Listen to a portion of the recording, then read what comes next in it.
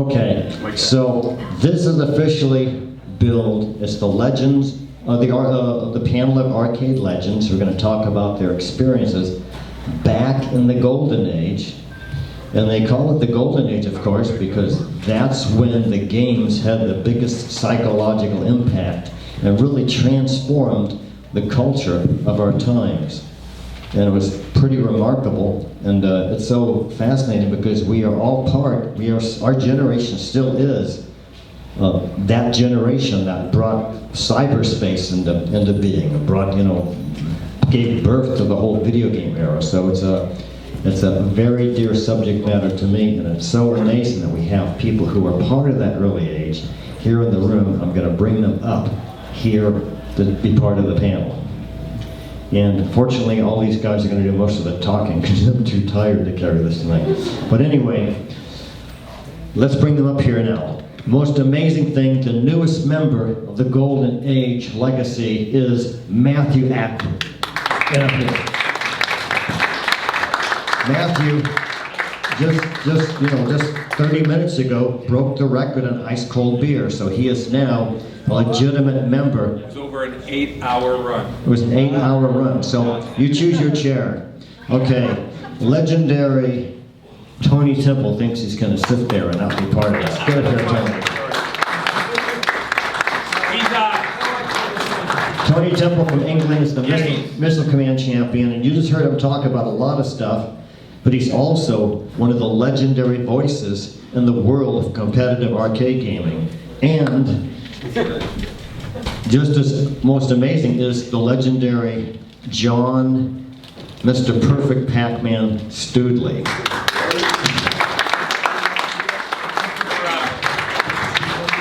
And now we they're both from England. We're trying to show diversity here. And now, the most amazing one of all possibly, the man who holds the world record on Leprechaun, Richie Knuckles. Get up here, come on, Richie.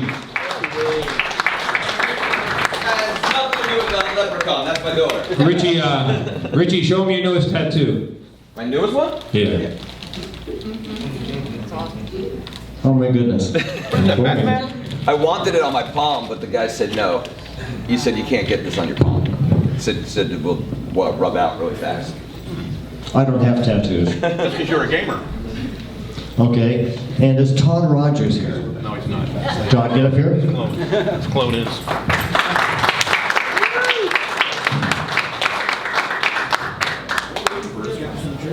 Do you have any world records, Iris? No. Okay. One thought building. Okay. Who am I not seeing? Who's not here? Joel, the legendary Joel West is already up here. Joel West is the world champion of lots of stuff. He was in the Life magazine photograph, as Billy was in the Life magazine photograph. Okay, Keith Swanson, world record holder on Gorf. Get up here. Okay. David Cruz, world record holder on Tron and other stuff that I can't think of right now. You alright? Yeah, I'm fine. Carrie, do you have any world records? I can't remember now. I don't know. Are you sure? Yeah, of all the classic gamers, he's got the most kids. He has 6 kids. 6. Those of you that got 1 or 2 kids, imagine if you had 6. Okay. And our designated hitter tonight, because this is an American League game, is Eric Tessler. Get up here.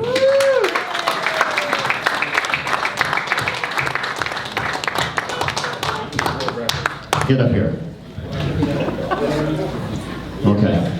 So you guys are going to do most of the talking. I'm going to be sleeping in the back.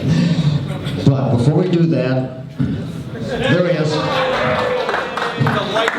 The Gorf, this is the Gorf belt. Amazing. The Gorf belt. And Steve Kleiseth, who has so many world records that we'll just put him up there. So before you guys start talking and they start asking questions, this tradition of giving out awards was started some years ago. In fact, it was started 30-some years ago. But when we started creating trading cards, we created a vehicle that we believe can honor a person's accomplishment for not just now, at the moment we give out the award, but going on into history, because the trading cards that we've been creating now for 6 years, and the awards that correspond to them, we think that they can become just amazing family heirlooms, amazing family keepsakes that even your great-grandchildren will have hanging on the wall 80 years from now, and they'll be very proud saying, here's what my great-grandparents did. They were part of the birth of the video game age. So we have to... For example, he has a story that has to do with his own family back in 1862. Make him tell you. I wasn't going to tell that story. Is it okay if I tell the story? Okay. Yeah, tell us to entertain. when I talk about these awards being heirlooms, a couple of our meetings we had, I explained that I could relate to this personally because in my family's holdings, my last name's Day. So my cousins in California, the Day family, they have this big ornate certificate, and the date on it is July 14th, 1862. And the name on it is the name of my great-grandfather, who's also named Walter Day. And at the age of 3, in 1862, he won P.T. Barnum's National Baby Show. Yeah. So he was the most beautiful baby in the nation. And we still have 4 years later, we still have this huge ornate certificate signed by P.T. Barnum himself. So I threw that out just to give you a sense of how somebody somewhere down the road is going to say, oh my God, this is what my great-great-grandparents were into. They were part of the birth of the video game age. So I'd like to think that these could become historically valuable in addition to becoming amazing family heirlooms. Are these signed by P.T. Barnum? Yes, they are. They're signed by Todd Rogers. They're signed by Todd Rogers. They're signed by Keith by Joel West. Okay, so these guys are going to start talking, but we would like to have Chris Brown come up here.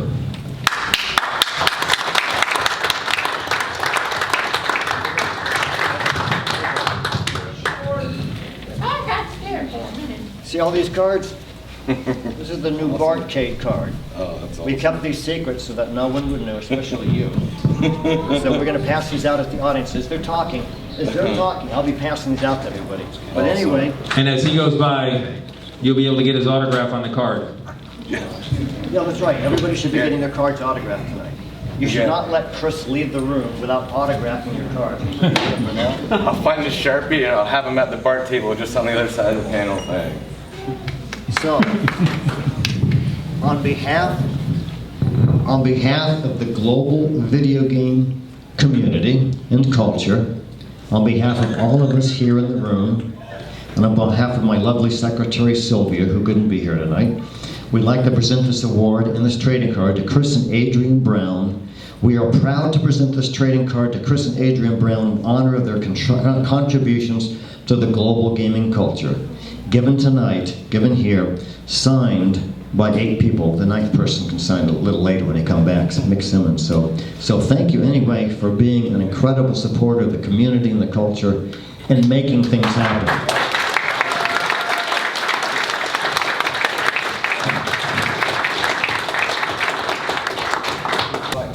Okay. Could the illustrious people of Outhouse Games come to the front? Oh boy.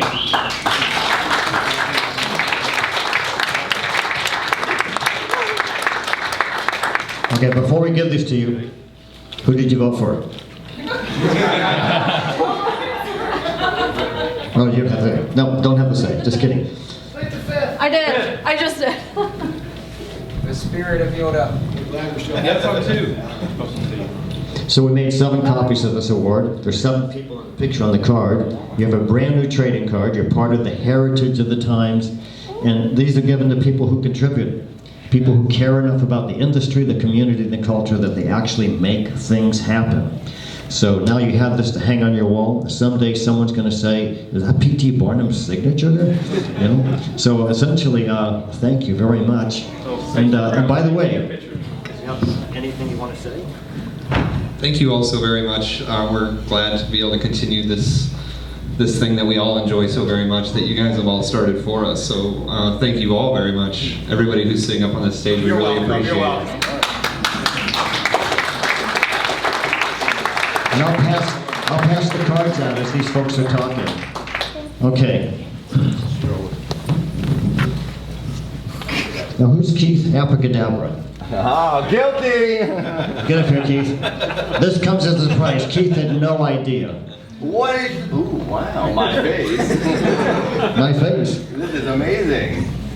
Wow, ooh, gold. That's worth something. Thank you so much. This is amazing. Trying to read the whole thing right here.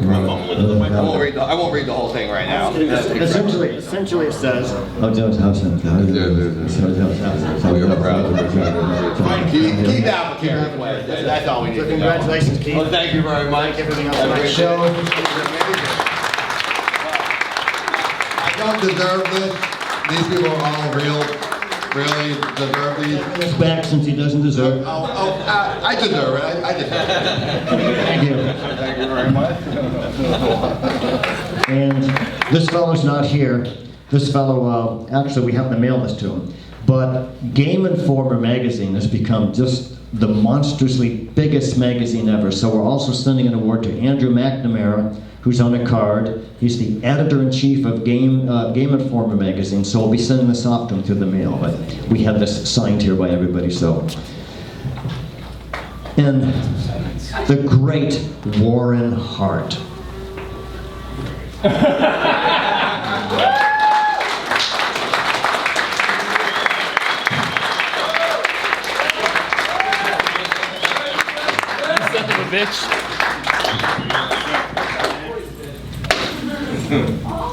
Warren is a great artist, and he's a great contributor.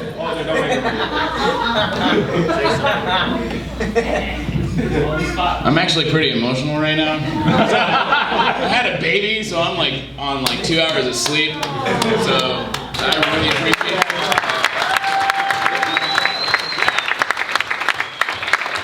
And I hope you all like the new logo. I put a lot of heart into it because this is this event is very family for me. A lot of really good friends come to this, and I've connected with a lot of you over the years, and we're all really good friends, so I think that's really cool. So thank you for being all family to me.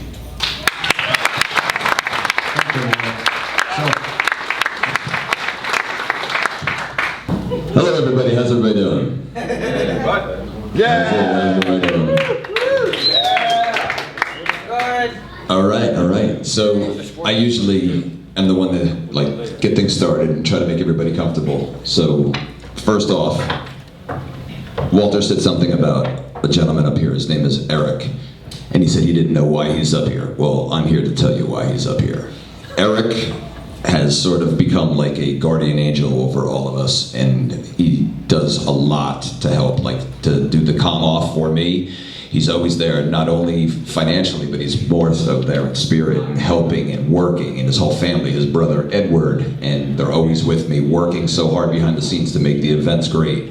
All of Walter's cards, it's like you're seeing these things, he helps them with that. So I want to give the mic over to first him, so you do realize just how, what a great person he is, and how he helps out the scene. So everybody put your hands together for Mr. Eric Tesler.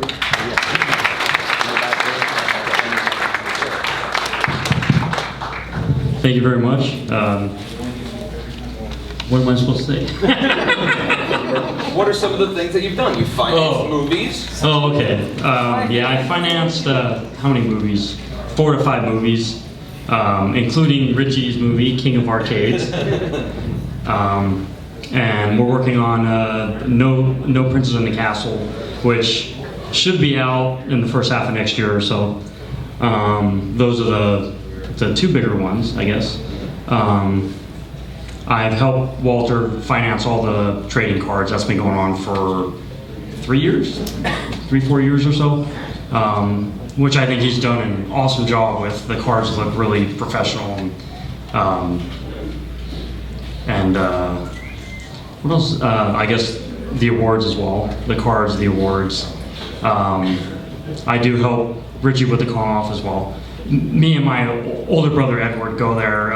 Ed actually helps out a lot. He helps set up the machines and all the hardware and microphones and cameras, and helps with the scoring, I guess. And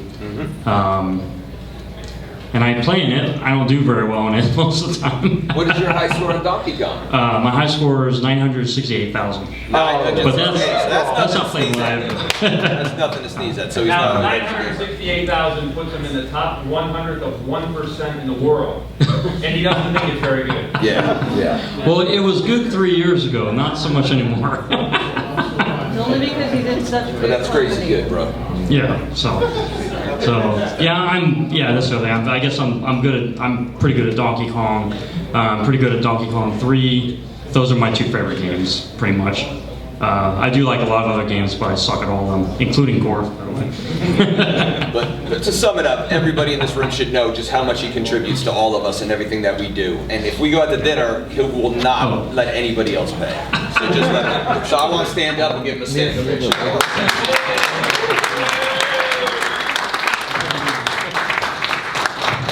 Thanks, pal, and I do sincerely love you. So I'm gonna. Can I come to the next dinner? When is it? Okay. Tomorrow at McDonald's. I'm gonna hand the mic down to Todd Rogers because Todd probably knows more than I know about the gentleman sitting next to him. He doesn't know, but he beat the world record on ice cold beer that was originally set at my arcade by Zach Kazor maybe 5 years ago. And then I think Carrie Cheney might be able to correct me. Someone else might have. You never submitted it? So you actually beat one of my best friends. So I can't talk about you because I was rooting against you. I was trying to jinx you. No, I'm just kidding. Okay, talk about my man. Do you know him? Oh, okay. We'll talk. Talk about yourself. Hi, my name is Matthew Ackerman. I'm from Coral Springs, Florida. Go Hurricanes. Hi, Matthew! I'm actually like freaking out right now because I didn't know I was going to be up here until like 10 minutes ago. And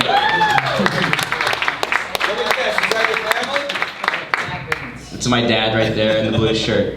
And then brothers over there. Way to go, Dad. Who's the girl yelling for you?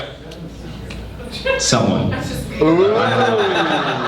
told him when he got the world record, you know, there'd be autographs and pictures, and women are going to be lined up, and so he's starting to. I just felt like you were at a meeting, you were introducing yourself, and everybody was being so quiet. I just wanted you to feel welcome to the group, that's all. Thank you. Thanks. And the announcement to be made is, based upon the world record that he did here, when you're here next year, the trading cards that we've given out to honor different people, he'll have his own trading card next year, so he'll be a further celebrity. He'll be in a greater lost for words. But going back to Todd for a second, Todd's trying to be humble. Back in the early 80s when we played video games, and I mean, we played a ridiculous amount of video games, everybody wanted to have what he had.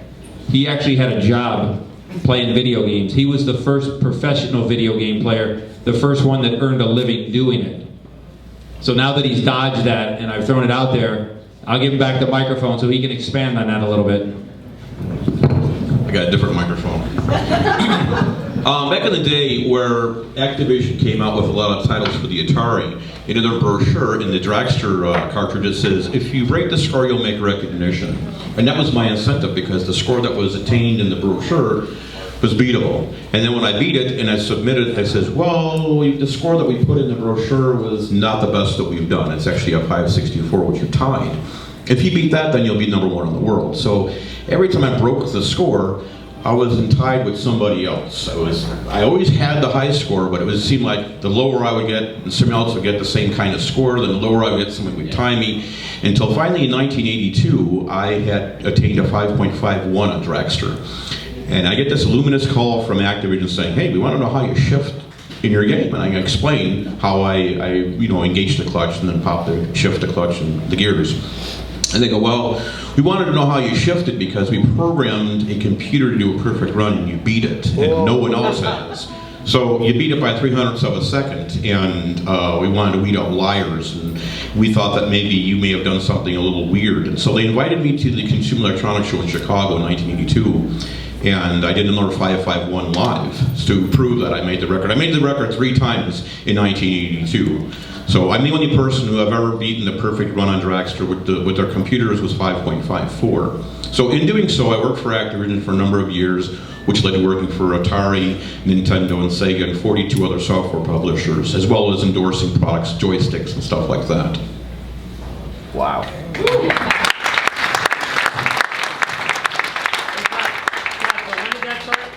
I started working in 1980, and then I worked till about 1993. Wow. What's he doing here with us? Anybody else there? Out there with me can remember getting their Joystick magazine or their Atari Age magazine and seeing Todd Rogers' name in it? Do you remember that? I can remember that. See, the negative thing was the media would interview people like myself that weren't playing or endorsing products for companies and say, oh, well, video games is a waste of youth. You know, you spend all your money in the game room. I'm like, wait a minute. I spend a quarter in the game room unless they're all day. Wait a minute. I work for Activision and Activision make $1,000 a day. I mean, so I worked professionally for 13 years for all these different companies making a living. So when the media would ask me questions, they tried to make me look bad.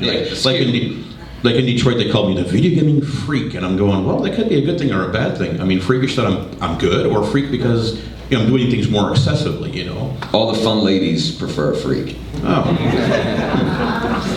So that's how I got my start. I started humble. I'm a gamer. I love playing video games. I have records on 26 different platforms, and I didn't want to stereotype myself to just classic console, so I played other consoles as well. With that in mind, Richie has a lot of ladies. He's a gamer, that's all. I play video games, why not? So, let's see, who wants to go next? Raise your hand, volunteer. Joel. Oh, David just raised his. All right. He's got his own microphone.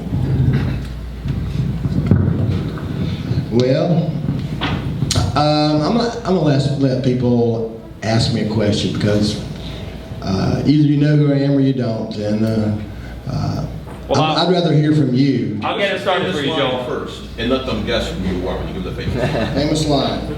Okay. Does anybody know in here what Joel's video game is, what he's good at? If you do, raise your hand. Don't give it away. Nothing like being infamous, Joel. Go ahead. That's right. That's right. There's a couple, but one of the lines from the movies. The most significant one. You can teach a monkey how to play a certain number of rooms, but you cannot teach a man how to play my game with a 4-room pattern. Nobody knows the game? Very good. You win the prize. Yeah, you get to buy dinner. That's right. That's right. I've been in Joel, this from the beginning. Can I introduce you? You said you wanted to let him talk. No, I don't want to. I met Joel in 1982. First of all, he had hair like this. That's right. You look in Life magazine, you'll see it. That's why I'm wearing a cap. I don't Yeah, he's anymore. trying not to show off. He's wearing a cap. But he came from an area of the country where we knew there were players there that embellished their scores. They weren't real. So without lying, and I told him this 20 years later, we were kind of standoffish towards him. But he came there and he played, and he was a great player. He truly was. He was from the same area of the country, but he wasn't friends with those other guys, and we knew that. But his nemesis was Mark Robachek. And he played Mark Robachek in Berserk, and clearly showed himself to be the best Berserk player in the world. And after Life magazine in 1982, not only me, but nobody saw him again until a reunion in 2005, and then in 2009. And then after that, he's basically been with us every step of the way, you know, celebrating all the fun that we have. But his legendary... Anyway, he goes back to 1982, and we came down on him a little bit initially, and he didn't deserve it. Video game has been very good to me since I've been back, and what I like about being on the panel really is not that much talking about myself or what I've done. Is looking at your faces. Most all of you are younger than I am, but you love this sport/hobby, e-sport.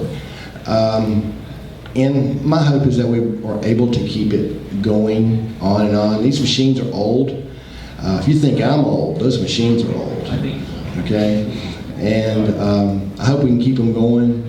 Things like Neo Geo and MAME and these other avenues that allow us to play the games may not be the perfection that those of us who are called pioneers love, but they keep the games going. And people find ways to make these things last longer, like the J-Rock boards for Williams and some Stern products and that sort of thing. So I appreciate the fact that you guys are here, that you come and listen to us. And for someone like this young man, is it Matt? For someone like Matt, who just set a world record on a game that was 4? Okay, about 34 years old. Yeah, the game's older than him. Right, the game is more than twice his age. And so, nevertheless, the fact that he's here, that makes me feel good in case something would happen to us. So, my hat's off to you guys. Back in the golden age, before really people had developed, stuff that would lead to a perfect Pac-Man game, a lot of people would support their high scores. And out of all those people across all those years, the highest score that we accepted from the golden age was done by John Stubley. No one else that we ever came across ever got a higher score before during the pre-perfect Pac-Man era than John Stubley. Okay, well, So he's the most imperfect person. Since we're here, and as you can see, we're very abusive to each other. You gotta have thick skin to hang around us. But one thing I would say, yeah, I know again. So, the fact of the matter is, one thing that every one of us, not you too, every one of us benefited from is we had lots and lots and lots of people around us playing. The competitive nature that was around us, that spirit, pushed our scores higher and higher and higher. Without a doubt, it was a driving force. And we were friendly, we even helped each other. Our scores would not be as high as they were without the help of each other. So, to put an additional feather in his cap, he's in a third world country, okay, over in Great Britain. He has like the only missile command that can be found anywhere. He was the only one playing. That made it that much more difficult to get that good. And to think that he got 3 times as good as anybody who ever played here, I mean, is so much more difficult than what any of us achieved. Just think how difficult it is for someone to beat him. Absolutely. Right. He has the only machine in England. And I mean, I've said to him, I've said to both him and John, I go up and I knock on your door, and I say, hey, I'm here. I say, how far do we got to drive to go to an arcade? And they both go, we got to get a passport and go to another country. So the fact of the matter is, what he did achieve, and what you'll hear about with John, was far more difficult than if they lived here. I mean, they didn't have machines readily available to them. They had to find one, they had to put one together. They didn't have people playing, competing with them. There was nobody they could watch and learn or share strategies with. It made it that much more difficult. So that makes things even better. Now, after we've butchered him, I'm gonna give the microphone to John. But after we've butchered Tony, you can bet you John doesn't want to say anything. But I'll give it to him. Missile command. Yeah, hi everyone, my name's John Studley. I play Pac-Man. Thanks for the introduction, Walter, as well. Back in 1983, June 83, I was 14 years old. I got 3.221 million, which is a split screen score at the time on Pac-Man. Didn't know anything about Twin Galaxies, so at the time it was the unofficial world record on Pac-Man. Didn't play for 20 years, came back in 2007, decided to play live to beat my old score. So it was going to be on an original machine, it was going to be live. I've not played on MAME, and I've only played live either on Twitch, or I've played live in the US, or in events in the UK. So after probably around about 20 events, I eventually got the Perfect Pac-Man in Margate in England last year. Rewind slightly, I decided to buy an arcade Pac-Man, which was a cabaret, bought on eBay for £125. Pac-Man. Yeah, so I did a restoration on that.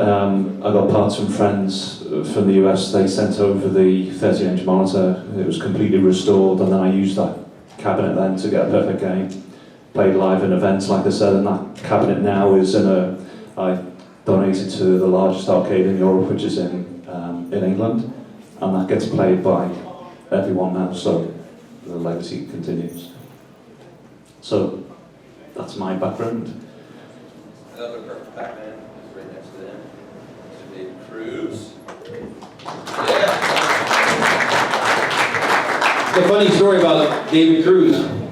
I was in Atlanta, we're doing a show, and there's a Pac-Man on stage, and almost never does one of us, with the exception of Matthew, come to a show like this and do a world record, because when people want to engage with you, and you turn your back and you ignore them for 3 or 5 or 6 or 10 hours, it's really annoying to the people who came to engage you. So what I did is I had a machine there, I'd play one board, you'd play one board, if you beat the score, I give you a prize. And the truth is, even if you didn't beat the score, I gave you a prize. Well, there's a long line of people, and we're going quickly, and it's just everyday video game enthusiasts like you guys. I'm looking at the back of the line, and he's in line. And I'm looking at him, I says, what is he doing in line? He can get any score he wants. So he's like a wise guy coming up there to play me. So I get up there and I play the first board perfect. Then he gets up there and he starts playing, and I'm like, what is this guy, a wise guy? He plays the board. He misses a cherry. So he blew it, and I happily threw him off stage. So, because usually we don't pick on each other when we're staging a situation like that. But he's a great guy and a great player, and I'm glad he came up that much shorter. Anyway, I'm glad that you remembered it that way.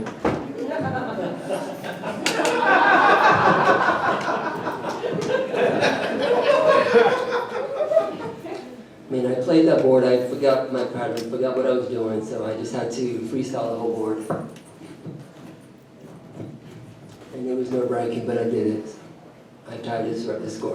And then he threw me off the stage. Both of them were playing for a perfect score today, and they both got going, and somewhere in the middle, something went wrong. And I'm talking to John, he's going to go back to England, and they're going to say, were you able to do the perfect score? And he's going to say no. And someone who doesn't know anything is going to go, I mean, the fact is you play 100 or hundreds of games before you hit the one. But you don't really know that until you have to perform on that level. So that's why if they manage to do it here, it is extraordinary. So hopefully they will. Yeah, I did do a split screen today. Wow. It was cool. A few points off for the perfect game.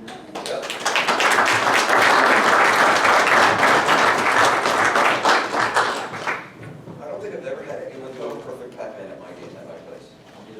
I've had many split screens, but no perfect. So you guys want to do it? I might have to do So it. you might have to come out. I still have to have a perfect Pac-Man for our game. David, what other games you play? This is a little game called Tron. That was my all-time favorite game. You won. Yeah. Yeah, he won the Tron off. We have the Kong off. The Kong off was born out of the Tron off, and he was there, and he won over players that are legendary.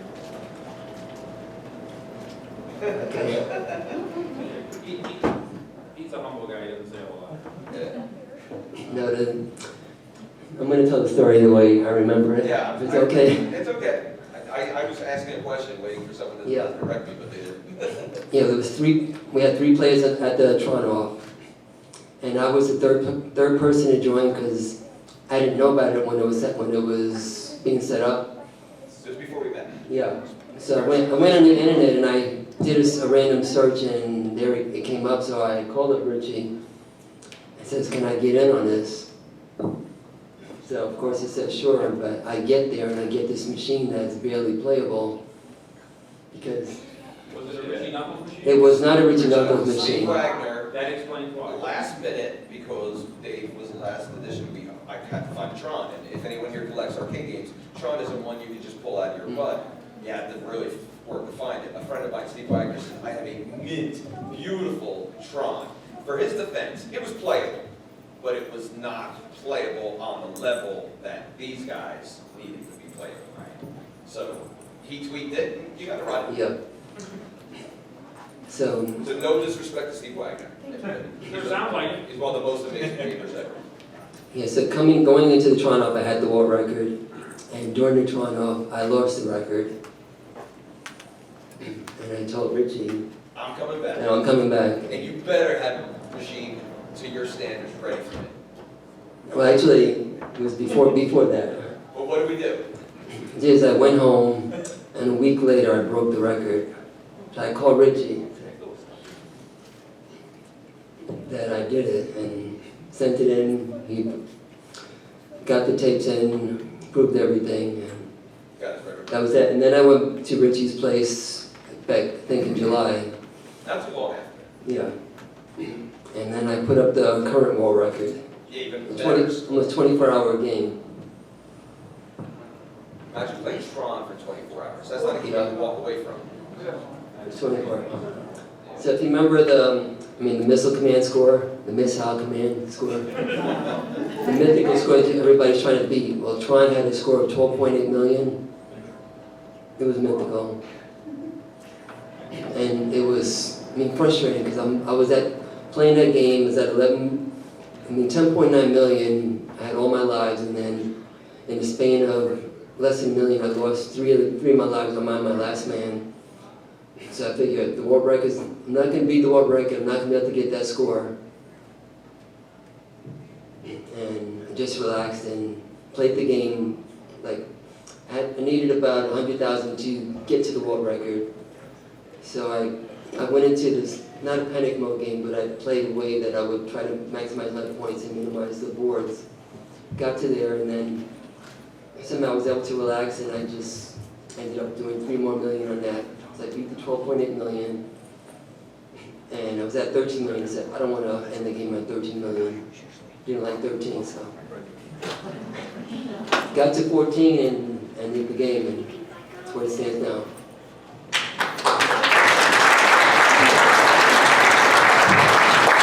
If I'm correct, tell me if I'm wrong, but Tron is not a game where you can hide it, where you can take a break, you can step back, you can clear your head. When you're suffering, you gotta suffer and you have to clear it up in your head and just continue on, because you don't have 5 minutes. You couldn't put it in a hiding spot or anything, correct? I think it's even worse than what he's describing. During the first 4 hours, you can take a break. But now we're talking like 20 hours or so straight where you can't take a break, you can't go to the bathroom, you can't eat anything because it's going to mess with you. So you're going through all kind of things, going through dehydration. And just trying to suffer through that and keep going. If you drink something, you have to go to the bathroom, which you can't do. If you don't drink something, you're going to dehydrate. Yeah. There's actually a strategy to it. If you don't eat anything, you kind of get weak. If you eat too much, and you get stuck in the bathroom. Yeah, so my strategy was I had a bottle of water. I drank most of it before those 4 hours were up. I had about this much left, and that lasted the next 20 hours. Yeah, marathoning is entertaining. Richie's place more than anything. There's been a strategy developed to play long and how you get past it. I'm going to hand Richie the microphone. I don't think he's going to want to talk about it because he's in a hurry. No. I sensed Walter was coming over to cut this short, but we still didn't talk about Keith, and I didn't really talk about me.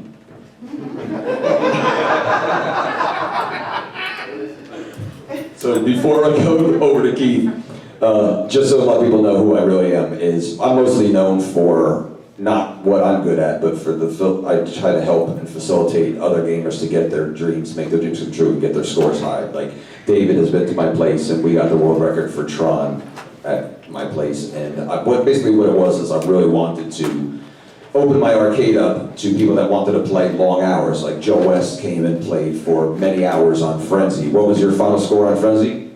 It was 4.8 million, 42 hours plus. 42 hours plus. So and George Lutz wound up doing 80-something hours on Cuber at my place.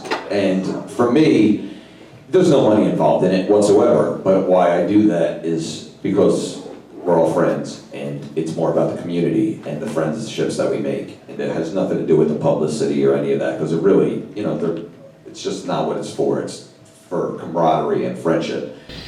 And when I first got into this, one of my idols, because I was one of the rare people that did not know what Twin Galaxies was. I had never heard of them until after the movie The King of Kong Fistful of Quarters, but I did know who Todd Rogers was. And I did know that Todd Rogers was the only one credited with something that I had done as a kid, and that was getting the highest score possible on Monaco GP. I always wanted to prove to Todd that I could do it in a day. Like, if I go out there on the floor, I could probably do it today. And I wanted to make sure Todd knew that, and I don't know why. I just had to make sure Todd Rogers knew that. And so I think I sent him a letter, right? But don't you have a special version that goes to 9,000? Yes, there's another version called Pro Monaco GP that adds another 0, so it's actually a whole nother decimal place. But the original Monaco is easier. That game is really hard. I've never been able to get to 9,999 on that. But I called Todd and I go, I can do it. So then on one try, and I'm not joking, my friend comes over and brings his cell phone over, and on the first time I ever recorded myself playing a video game without slowing down, I got the best perfect score on Monaco GP. Never even practicing, just one shot. And I couldn't repeat it again after that. And that's on YouTube. If you look up on YouTube and just look up Monaco GP world record score, you'll see me get the highest score possible without even slowing up, just full bore the whole way through. So Todd was one of my idols, somebody that I looked up to, and I was just like, this guy is like sick. He's sick at Gorf, he's sick at everything that he does. And I'm gonna segue into Keith, because we haven't talked about Keith yet. And not only was Todd really good at Gorf, really good at Monaco GP, he was also really good at Gorf, as well as a slew of console games. So I'm gonna hand the mic over to Todd's nemesis? Mr. Keith Swanson, everybody.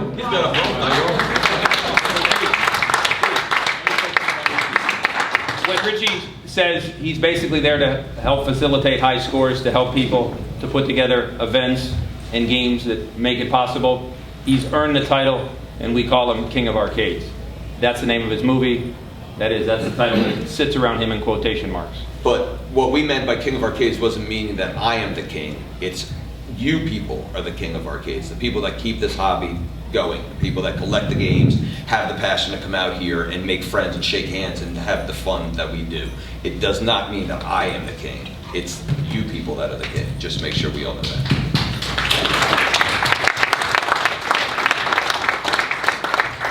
Well, I guess they saved the best for last here.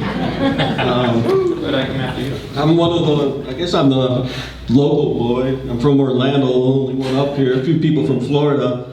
You probably know me better from, I own the Arcade Doctor. It's a repair service for arcade machines, pinball. My name's Keith Swanson. This belt here is actually, like Richie said, is for Gorf. Has anybody ever heard of Gorf? Oh yeah! Or are you just saying that? Which one? It's the one frog spelled backwards. Yeah. Huh? I love you. I've held this record. I got this record in 2011. I think it was Todd Rogers, or who was between us? Who beat you? Some guy named John. John McCain, I think his name was. He disappeared. John McCain. He got something like that. Was it McCann? Yeah, McCain. He's Congress now. The guy who ran for president. But he disappeared. I don't know where he is, and we're trying to get players, on my level, to compete with me. And I haven't played it since last year. I just can't, get involved with it anymore. Basically, I don't get to play too many games, even though I love playing these games. But I'm spending every day fixing games, and it's starting to get old. I got to take a break and start having some fun playing these games. And that's about it. I'm just waiting for somebody. Just remember, if you could beat that score, 1,000,000, what is it? 129,660. I don't even remember. This belt is yours. He's basically like, F you people. So if next year somebody beats your score. I'm waiting for competition, but I can't get it again. Right in front of these good folks. Todd, you hear what he's saying? I want Todd to. He's calling Hey, Keith, right in front of these good people, you're getting your belt. Yeah, okay, wait. We played last year. You challenged me, remember? I challenged you or whatever it was. We played for 100,000 and you won. So No. Who can beat the score? And there's no one in this room that can beat it but you. I know. Walter. Exactly. You might have to lose a little pep. Yeah, but you realize that's like 6 hours of gameplay is standing there, sitting, and it's just... yeah, it's pretty rough. It's not worth my while. I'm an old man. I'm in my 50s now, so I have to think that, Hey, I'm 48. I'm getting up there. But that belt looks so good with your ponytail. Yeah, but he's not heavyweight, so I have to make the belt bigger. This will fit you, don't worry. So thank you for the applause.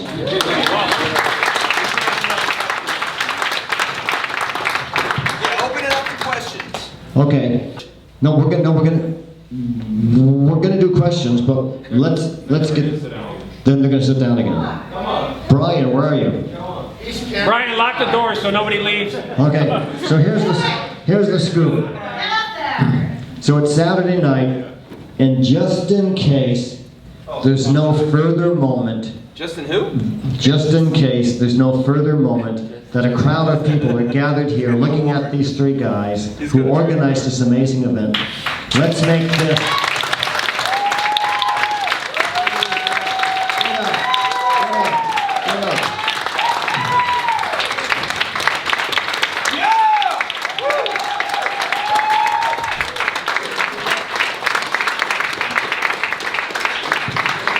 This reminds me of a story when I used to work at the missile plant.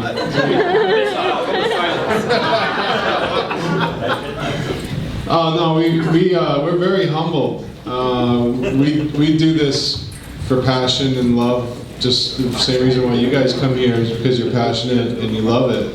And without the game donations and without support from the people that help us put this on, it couldn't happen. So we are merely just a cog in the wheel of a very giant thing that turns. And if you see anybody with a staff shirt, you see anybody with a game donor shirt, go up to them and thank them too, because without them this couldn't really happen. But we're standing here with some very high caliber people, and we're very honored that they took time out of their weekend to come visit us and spend time with us and make this show what it is. And by all means, please spend some time with them too, because they really do enjoy interacting with you guys on the floor. So I really not much more to say, but we really appreciate you guys coming out to the show, and we're very, very proud to do this for you guys. So thank you for coming and supporting us.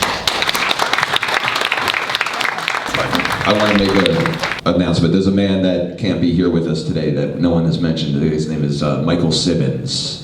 Michael Simmons helped me with this. He was one of the main guys that started this, right? He was definitely an important part of it. A very important part of it. And when he told me he wasn't going to be able to partake and help, he said, "Please, Richie, if you would do anything for me," because he's one of the most kindest guys in the world. He's done so much for me.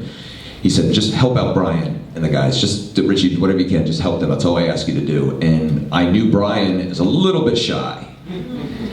The other guy in the back is a little bit shy. Yeah, a little bit. And Give me a couple beers, will be fine. these guys work so hard for you guys. I'm the And- jazz hands of the group. Yeah, he's not shy. He's not shy. He's the outgoing one. But they deserve so much more. I wish I had planned like a really special award for them or something like that. So next year, if you promise you'll do this for us again, I promise you guys I'll make a beautiful plaque or something. It's on record now. So All right. So everybody, round of applause for these guys.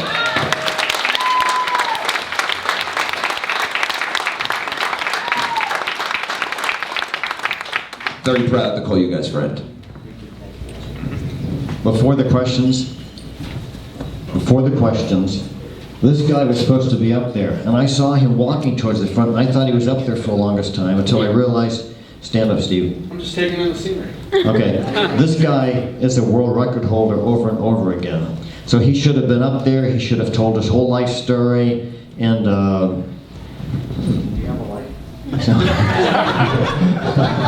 anyway, this is a local. 2 words, Mario Powell. This is a. Okay. Mario Powell. Okay. Mario Brothers. All things Mario. So he's a world record holder in every category of Mario. Mario Brothers, yeah. And he's local, and he should have been up here. And tell us about Arcade Night. Yes, South Florida. So Robert in the back as well. Stand up, Robert. Michael Andre. Mr. Robert Child. And Bill. We're the South Florida mob. Now we do an event called Retro Arcade Night last Saturday of every month during the fall and winter months, and it's a flat rate admission at the door. All you can play. We put all the games on free play, and we have about 60 or 70 machines on a regular basis. Thanks to Robert wheeling and dealing, pinballs, classic arcade cabinets, and so it's a fun time. It's a good community event, melting pot of people all the time, all different walks of life. It's a really good time. And if you're ever in South Florida, Fort Lauderdale area, definitely hit up arcadegamesales.com, or is it .net, Robert? Both. Both. And there's a section that says when the next one's going to happen. But yeah, we have a good time with it. And down south, it's sort of a miniature version of what we're all, celebrating right now. So, but anyway, yeah, that's about it. Thank you. Okay, questions? Anybody want to ask Joel something? Or anybody anything? Question. That guy right there with his hand up. Raise your hand higher. Oh, I have a question for Joe West of Renee. And Walter Dave, you may want to chime in on this. Maybe not. I'm chiming. I'm curious because there is something unique about his particular record that I would like to ask if it plays into his head when he's going for a record. Which record? Sure. And that question is there any truth to the rumor, or does it ever play in the back of your mind the fact that allegedly Berserk was the cause of someone's death when they were playing the game? And have you ever heard of that? Does that ever play into? Yeah, we issued that guy a trading card. Actually, there were two guys who died. One guy got a score of 16,660. And he was very exuberant, and he was kind of a heavy fella. And within an hour, he was dead. He was very excited. So it may very well have been that all those factors worked together. I don't think if Evil Otto could kill anybody, he would have already killed me. Okay. There was another guy who died, but he died because of an act of violence perpetrated by somebody outside the arcade immediately after leaving a game of Berserk. So the first guy actually would get the award most closest to Berserk being the killer of somebody, but I don't think Otto has that power yet, but if he does, yeah, he is evil, so I'm gonna watch out for it. Yes, exactly. Yeah, who's going to be the next to die? But that's a very unique and good question. I don't think we've ever had that question, and we do this a lot. That's right. Next question. Any other questions? Oh, come on, somebody be brave. Go ahead, Bill. For anybody, what's your favorite game to introduce a young person to the arcade world? Pole position. Robotron. Wow. Domino Man. Pac-Man. Pole position is my favorite. Driving games or Pac-Man games that are simplistic, you wouldn't introduce them to Reactor. I think Frogger was Yeah, that would be good. Yeah, that's my daughter. Even though I'm not a big fan, but now with what's going on, Star Wars as well. The little kids love Star Wars. I do have a question about Tron, if I may. You may. For those of us who find that game to be extremely difficult, I'm one of them. I'm just curious about the names of the levels and the stories I've heard that they had to do with computer language. And some of them are computer languages, and some of them are not. What do you say? They actually all are computer languages. I mean, you got BASIC, COBOL, PLI. JCL is a Java control language, so it's not a language, but it's used by mainframes. So each one of them, except for the user, is a computer language, or used by the computer. And the user is all of us. So if you get to that level, then you're doing good. Has anybody in here ever go on Wikipedia? You guys use Wikipedia? it's funny, I go in there every once in a while and just look up a video game and say if I looked up missile command, I think at the very bottom, I'm not sure if they've taken it away, but at the very bottom it'll say, and the world record is held by Tony Temple in England or whatever it is. So if you get a chance and you go on Wikipedia, you just search a game, usually on the bottom we'll say one of our names up here, will be the world record, which I think is kind of strange that Wikipedia even follows to find out who has the world record on the game and adds that in there. So it's a little click. And one other thing I have to say, which this blows my mind. I was on a podcast and they were talking about Pixels. Has anyone seen the movie Pixels? No. And a website that I love is the Internet Movie Database. Anybody go on that? Okay. And I didn't know this about myself. I had to have the person in the podcast tell me this. If you go onto Pixels on Internet Movie Database and look under trivia, it'll take you to the trivia, and probably the second or third paragraph down, it'll say Chris Columbus. Now, this is the guy who wrote Goonies, okay? Yep. Chris Columbus based the characters that Peter Dinklage, the little guy in Game of Thrones, based the characters percentage-wise on him and me. Which I thought that was the coolest thing ever. Because I love the throne games. I thought it was a misprint. Blows me away that could ever happen in this world, right? The guy who wrote Goonies actually researched who we were. Nice. That's insane. Blows me away. Did you spot Missile Command in Pixels? Excuse me? Did you spot Missile Command in Pixels? So, of course, there's Centipede, there's Pac-Man, there's Donkey Kong. Did you spot? I absolutely spotted it. along with the train. But it's like a half-second. Yes. Just there's a single missile. It's really easy to miss it. There's a single missile coming down in the final scene. I think Tony's the one that shot it down. It's really